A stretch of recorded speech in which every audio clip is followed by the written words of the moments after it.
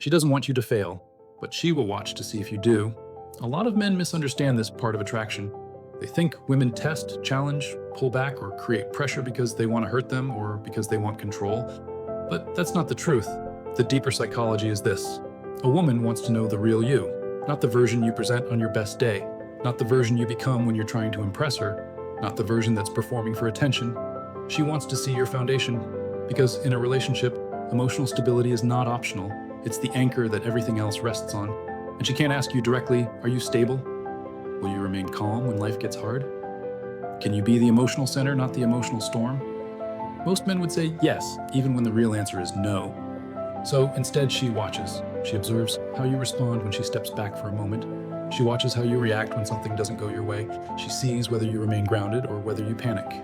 This is where many men fail, not because they are weak, not because they are unworthy, but because they respond from fear instead of presence. Fear of losing her, fear of not being enough, fear of not being chosen.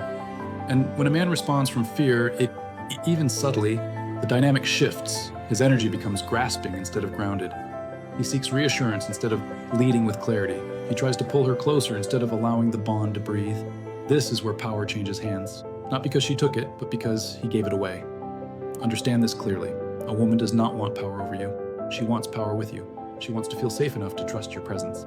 She wants to feel held, not physically, but emotionally. She wants to feel like she can soften into the relationship instead of defending herself inside it. But she can't relax into a man who loses himself. So when we say she wants you to fail, what we really mean is she wants to see who you are under pressure.